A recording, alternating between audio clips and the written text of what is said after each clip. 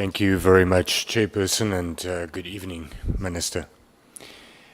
Minister, with all due respect, I must admit that after these 3 days of your testimony, I'm not less confused, I'm more confused.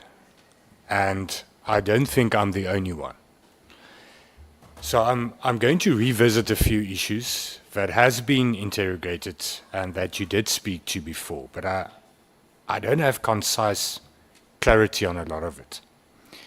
Let me start with, you mentioned a few times the extensions that were not granted to the PKTT post-2022. And then you also gave evidence that prior to 2022, the extensions and how the extensions were granted. And if I understood you correctly, you said that those extensions were granted by the National Commissioner in consultation with the Minister of Police. Am I correct? Yes, you are correct. Okay. Minister, now, if that is the case, did you have the power to extend it? To extend the PKTT? The power? Yeah. In your opinion, would you have been able to grant an extension? Yes, if that was the procedure and that was required in terms of PFMA, I would have. I would have considered the matter. But you say the National Commissioner had to grant the extension in consultation with the Minister? Yes. So not the Minister alone? Pardon? Not the Minister alone? I suppose so, in terms of the extension. Because that's what you said, that extensions Yes. were granted by the National Commissioner Yes. in consultation with the Minister. I would argue it was actually and should actually be after consultation with Yes. the Minister, because there's a big difference. But in any event, would you not, if you use that same logic, won't it then, can it be that it's acceptable that disbandment follows a different procedure? Shouldn't that also have been the National Commissioner that disbands in consultation with or after consultation with the Minister? How do you understand that? I would say that we did hold a meeting on the 1st about the need to review, and on the 22nd. Let's put that aside. And that this process had been coming a long way, including in 2004, in 2024, when the implementation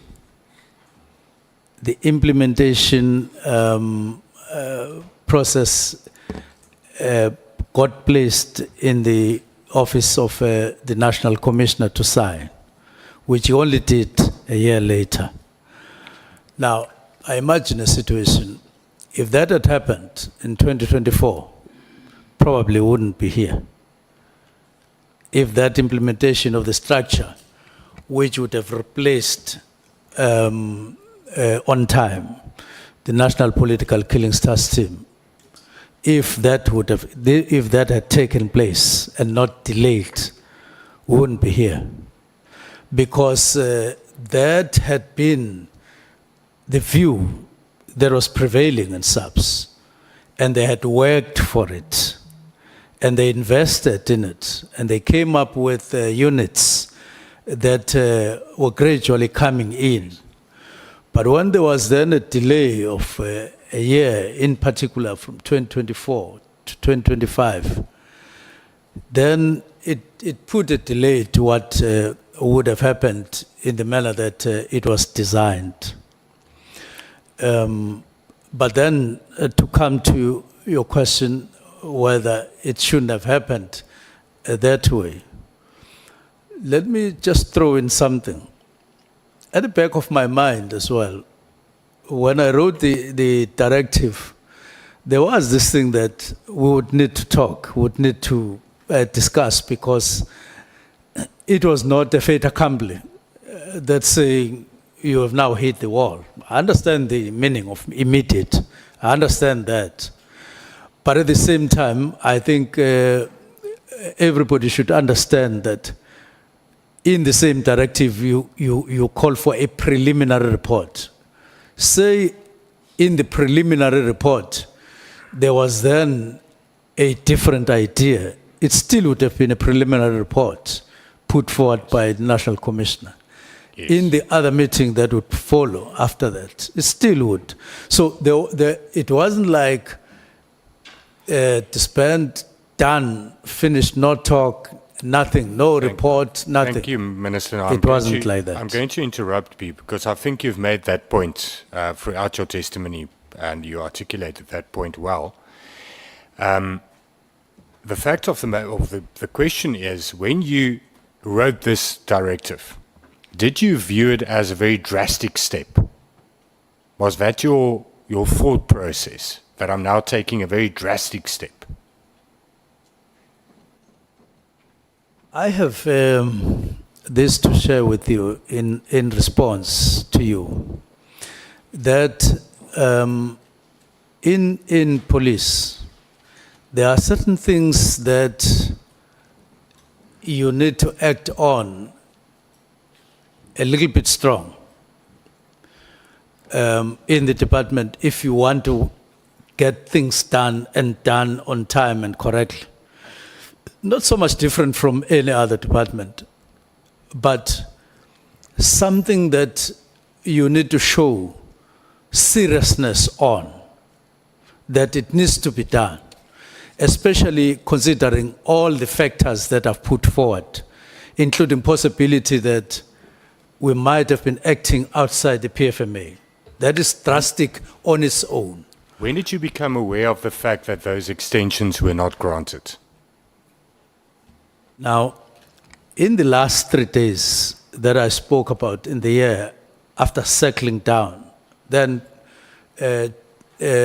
over and above the information that I got at hand, this issue came in to say, look, there might be this particular problem, but I wasn't sure about it. It merely added on what I already had, and leading as an issue of concern was the manner in which we were using the budget.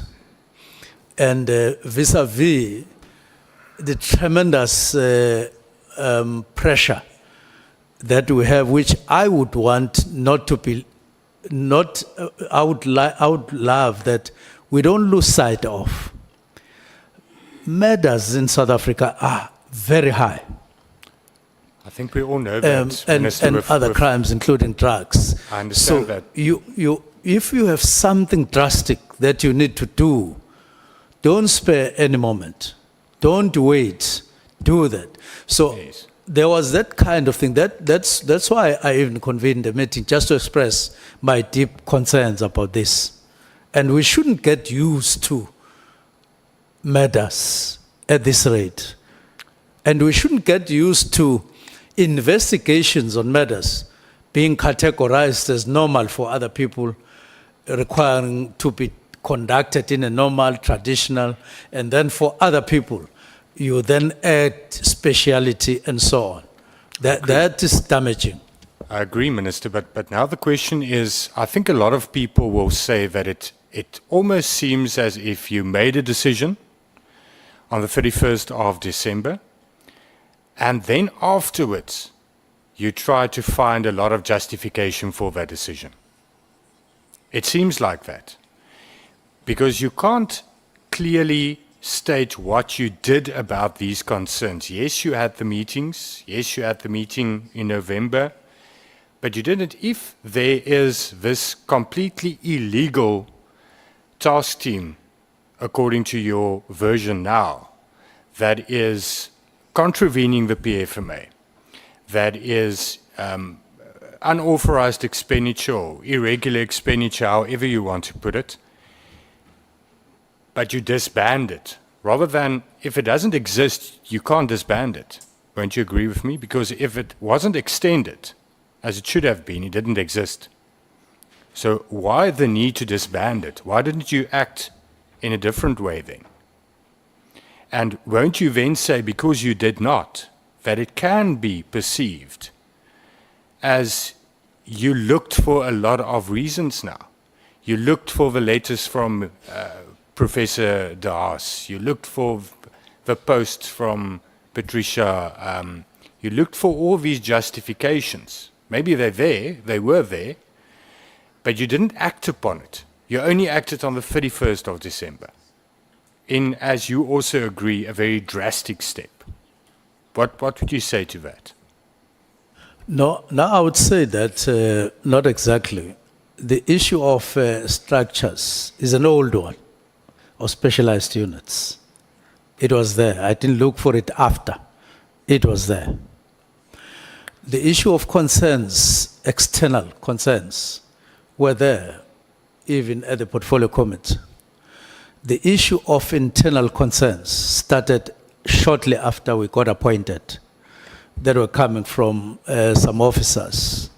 It was there, but we didn't have a certain way of processing that, an easy way of processing that. It was something that we worked on. We had a meeting, we didn't discuss the details in terms of how to engage on the matter. It was left with me. So I then started grappling with those matters amidst a lot of other things. If there was anything that came after, yes, there were things like that came after, like the statistics that came on the 5th of March, that we had registered one fresh incident of political killing, like the fact that that was the reduction and the extent to which it had gone. So there were a number of, I would say, minor issues that came in, and so on, including the comments by CFO. But there were these fundamental things that were there, which I felt we needed to answer at some point or the other. It didn't crop up that that day would be the 31st of December. It just happened as I sat down and processed things quicker when I had circled. But these things were there. And I, to be honest, I didn't mean any ill about them.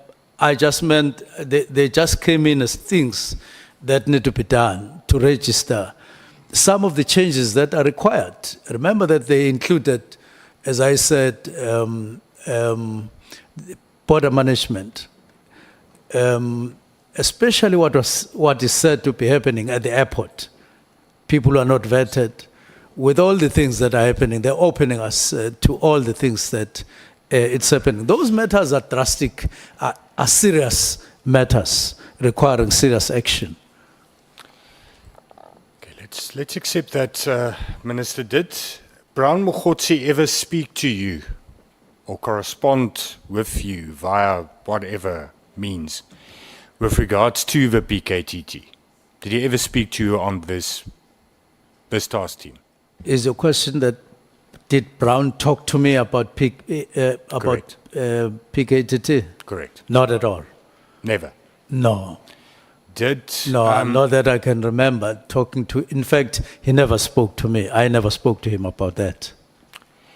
Did General Sibiya ever come to speak to you about the PKTT in particular? Not before.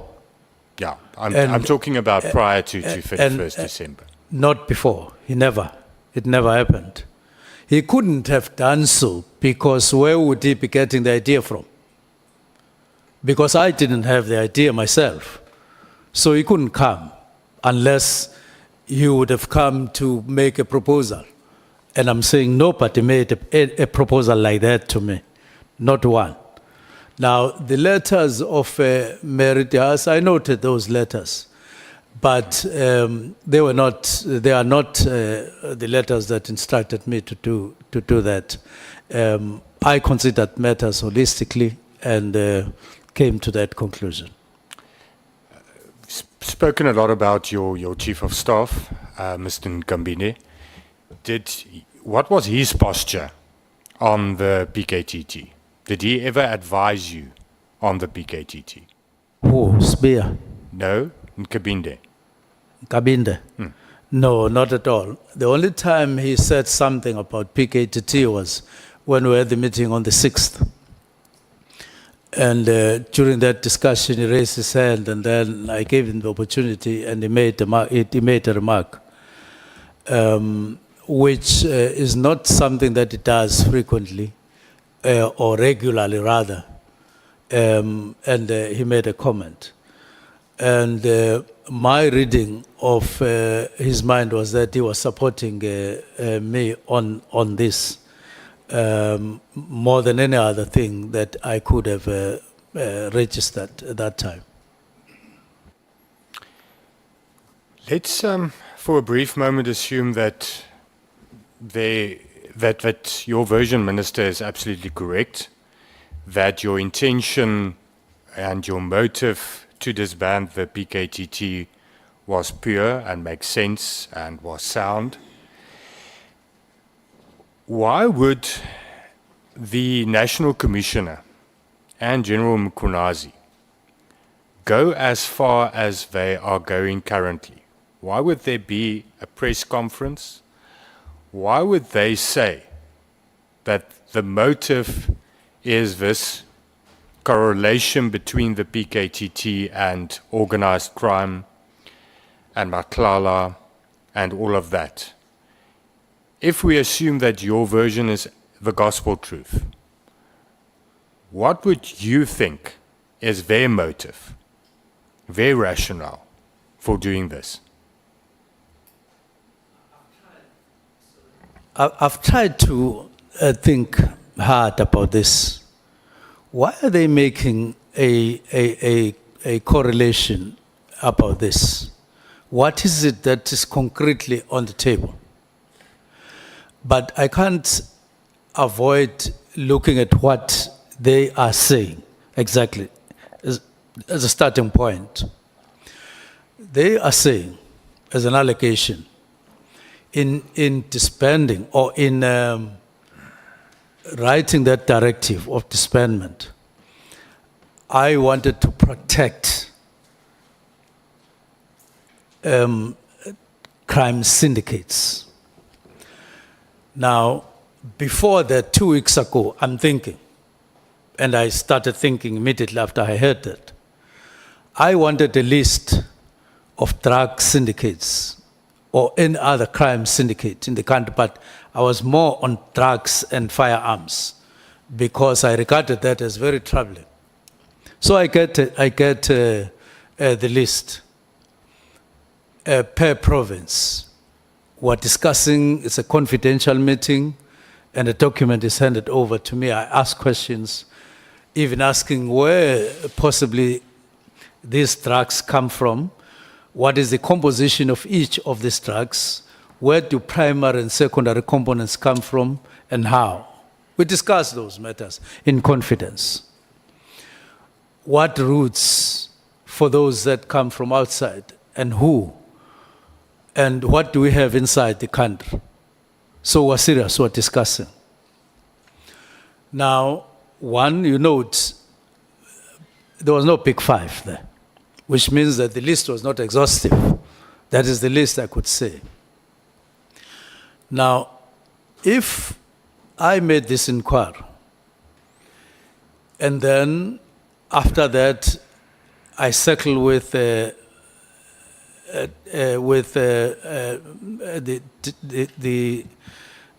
directive to disband, why do people, or why does anyone, for that matter, come back to say, I am protecting crime syndicates? And how? And who is this? Because from where I sit, I didn't know that Mkhotsi has a link with anyone when I wrote this. I had, even with Matlala, I had no idea. because it had never been brought to me. So I sit and I write that. So when all of a sudden, I'm said to be doing this to protect syndicates. Now, it can't be true. Secondly, these matters were investigated by Gauteng, organized crime. And they moved and they arrested. They arrested people, even if others got arrested afterwards. They arrested people, even if others got arrested afterwards. So if you wanted to protect anyone, why would you go for people who are assisting and not deal with people who are being assisted, who are leading the charges, opposing bail and do all sorts of things? Why would you do that? It's awkward. The correlation, there's no logic. You can only do that if you start with the narrative and then you tell the story that fits the narrative. I have nothing to do with any kind of syndicate, whether in firearms, whether in drugs, anywhere. All I know is that they need to be dealt with. That is why, among other things, we say create a division that is dedicated to harder criminals in the form of the operations and so on. So that was the design, not what I get told now. I have no links with any syndicate. I understand that, Minister, but why do you think they want to discredit you? What do you think their motive is? Well, you, as I say, you look at what is being said. When you do that, and there's a person who says there will be fight back, the composition of which or the content of which I didn't have, I can't help but bring that as a factor. Is this it or is it not it? Especially when it comes as personalized.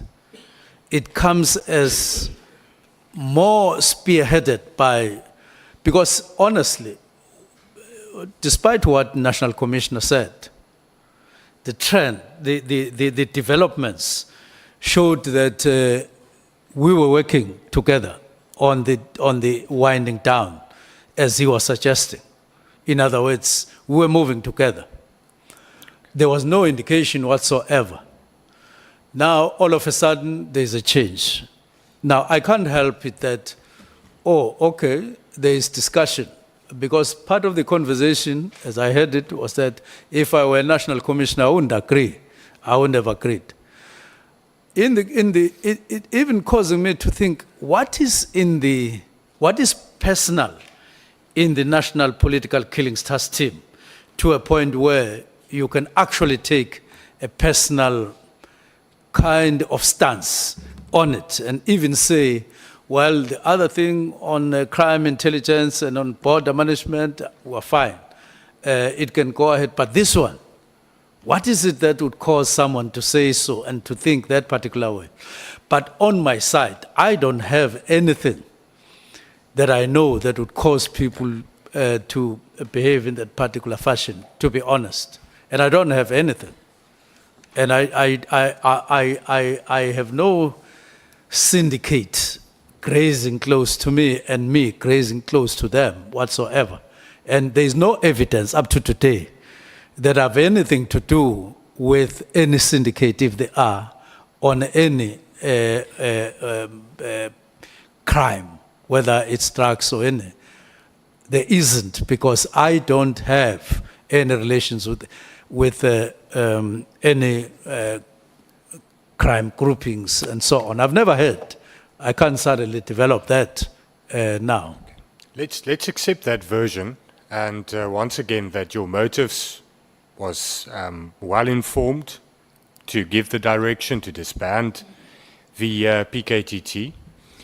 In hindsight, Minister, is there any possibility that you were being used to hamper or to protect these crime syndicates?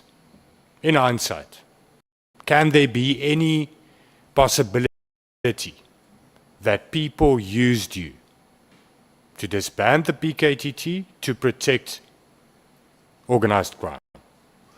And what is the exact question? Question is there such a possibility if you now look back? Any possibility of people saying so? Of people that used you at that stage. That in you fact, thought you acted good. You thought you acted well informed. But actually people were using you like a pawn. oh, I see that the possibility of any grouping using me. Yes, correct. To protect organized crime. There is absolutely none that can claim that with any evidence. Once a statement, if a statement gets made somewhere, just like statements have been made that I was acting to protect, I can't prevent a statement from being made, but there is no evidence. And in fact, the reason why there's no evidence is because I didn't act on behalf of any criminal syndicate. But unknowingly? Maybe you didn't know it. And how?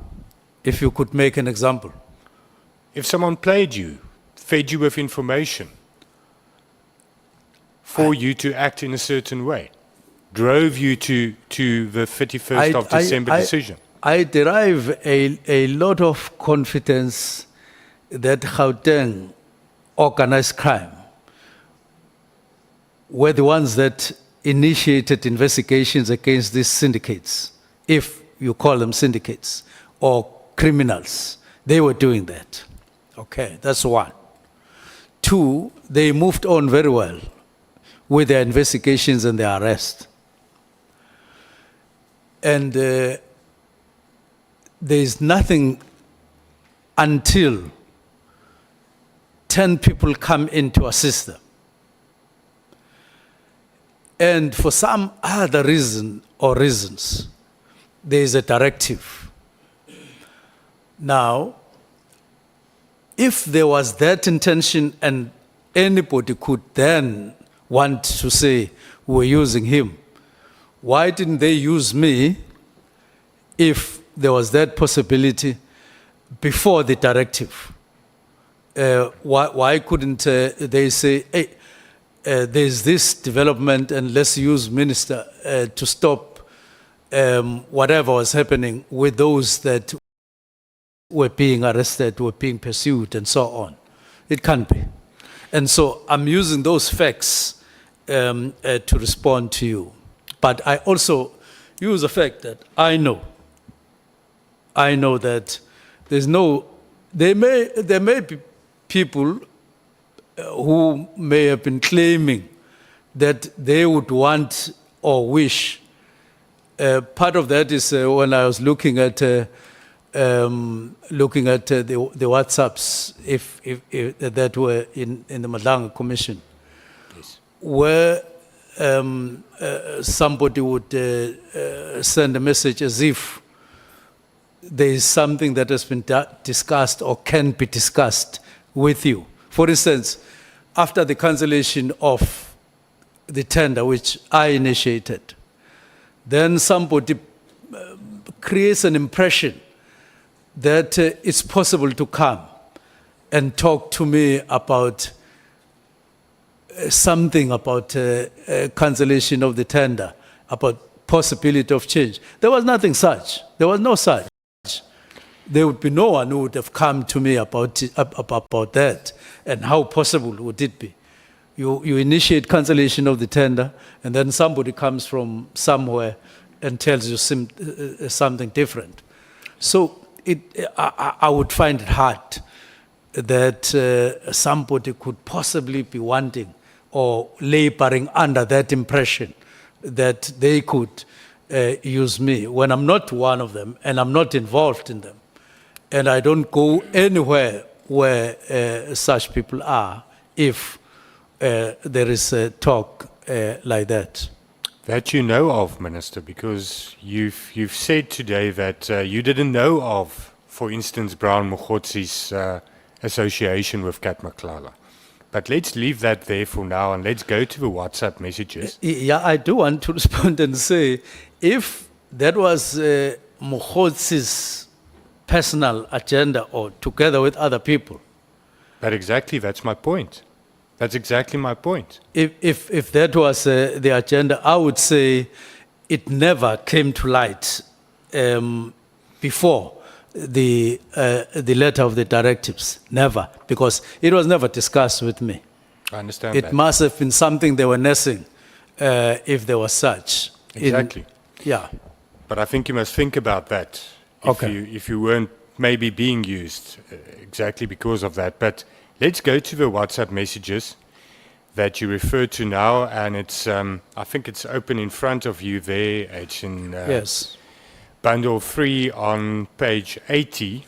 If you go to that message that flows over to page 81. It was shown this morning on the screen as well, but you'll see that there's a response by you, and it's the message of the 26th of January that Mogotsi sends you, and it's the long message, and the end of the message, the last paragraph, reads, and you can see it there, also meeting with the DNC and COS, which I assume is the Chief of Staff, Cosman, today in Durban for finalization of the Khumalo and the General Mkhwanazi matters. DNC is waiting for the COS here. This is very significant. Then you reply, Minister, by saying, don't unnecessarily. Don't unnecessarily. What does that mean? Now, don't necessarily what? No, that's what you wrote. I don't know. Look at the message, Minister. At the messages. Mogotsi sends you a Okay. message, you reply to the message. And your reply is, don't unnecessarily. Now, I said Mogotsi would sometimes send you messages that you wouldn't understand. And then you wouldn't reply. That's what you said. And then? Then you didn't reply. You previously said during your testimony Yes, that he sent you generally messages you I didn't wouldn't understand, reply. you wouldn't reply. But you Generally, did I wouldn't reply. reply. But in some cases, I would have replied. That reply, I must have been wanting to say, don't necessarily send me all these things that are necessary, that I don't understand. But I didn't complete that for some reason. But I must have meant that because when I received it, I just couldn't make sense out of it myself at that time. Minister, with due respect, it's very hard to believe that because we spoke a lot about tone last Friday, I think, or Thursday. Your tone during these, your testimony, you use a lot, you use the words necessary or unnecessary a lot.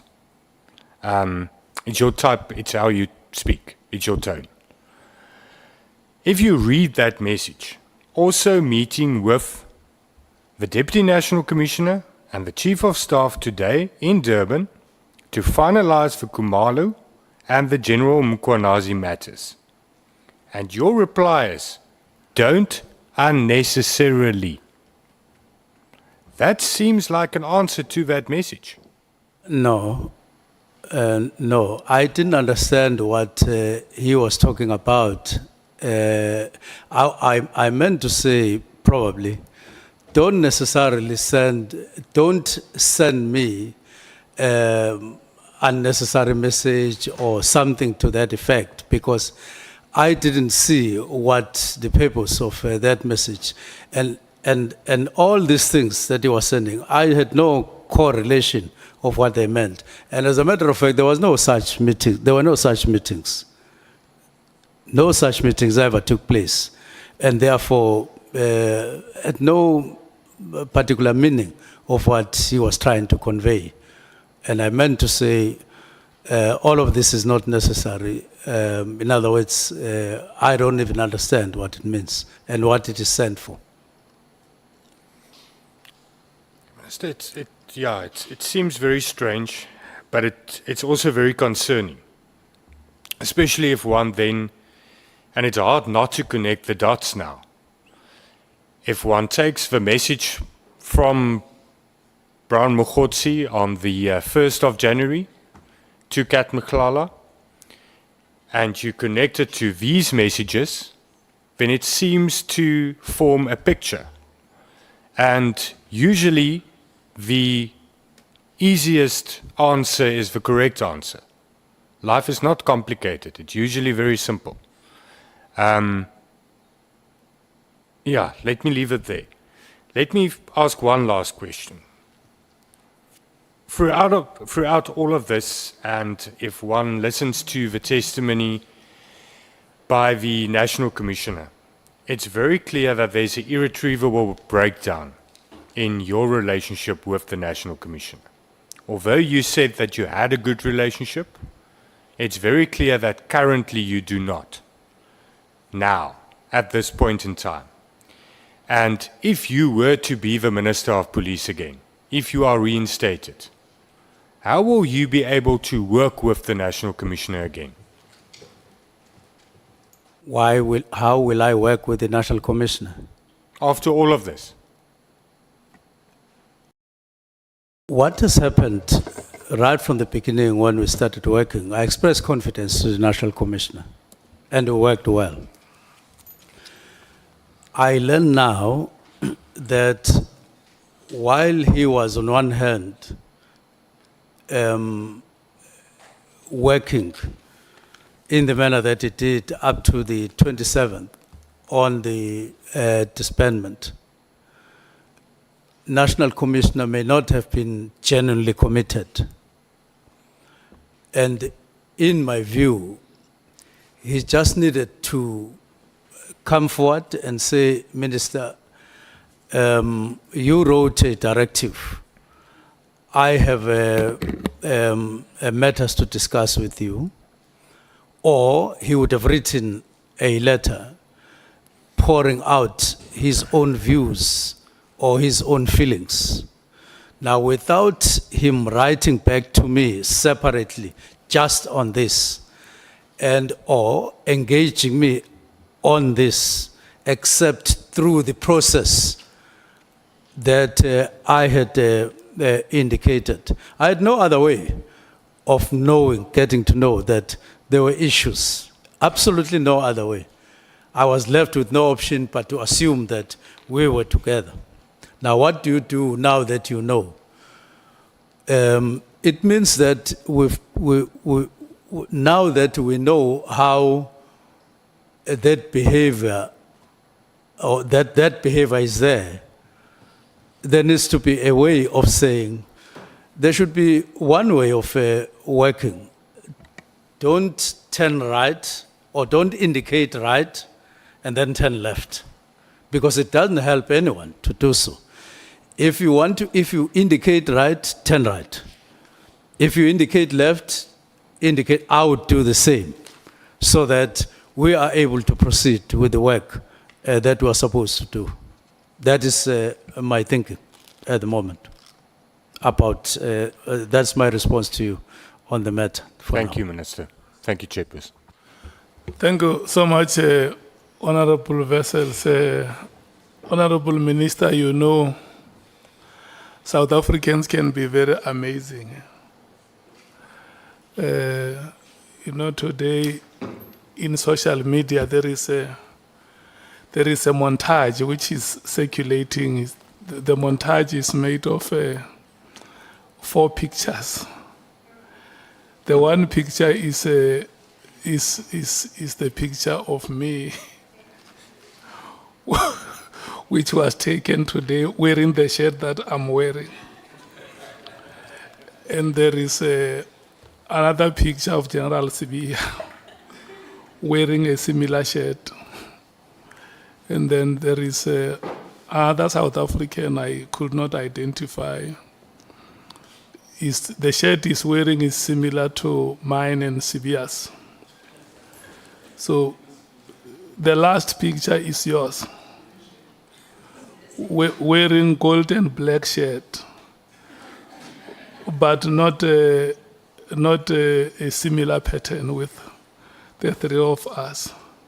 So one of them said, Chairperson, can you check with the minister what his comment is about this about these 4 shirts? I know you might have not seen the picture, but you will meet it in social media. Honorable members, I want to thank you so much. Senior Counsel, thank you so much. And thank you so much, Honorable Minister, for answering the questions to the best of your ability. At some point during the proceedings, we had to release Honorable Breitenbach due to other commitments. And Honorable Mwango and Honorable Wessels will not be able to join us tomorrow. Honorable Mwango has a committee of parliament which he must chair tomorrow. And we must congratulate Honorable Wessels in advance. He came to whisper to me that he will not be here tomorrow because they are expecting a new bundle of joy. So I said to him that I'm thanking him so much for his positive contribution to population growth in the country. We are coming back here tomorrow. The proceedings start at 11 o'clock. So, yes, honorable members, if you may please listen. Honorable Sangoni, Honorable Ntuli, Honorable Shongwe, Honorable Cameron, Honorable Sols are the speakers who will take the platform tomorrow. So, Honorable James. Honorable James, yes. So it's going to be a session spanning 6 hours. Yes, it's 1 hour per speaker. We are starting at 11, breaking at 1, and then coming back from 1, run and take 2 speakers, coming back at 2, run to 4, and then 4 to 6. Honorable Sango. Sorry, thank you, Chair. Just clarity. You said spanning 6 hours. Spanning 6 hours. Each speaker gets an hour. And not all speakers are full members tomorrow. Not all speakers tomorrow are full members. Others are alternates. Yeah, you are right. We will accordingly readjust. Look, it has been a long day, honorable members. I counted the number of speakers and forgot that there are some speakers who are alternates. But thank you very much for the reminder. I think it's something that is very understandable. So we will accordingly adjust it. Thank you so much.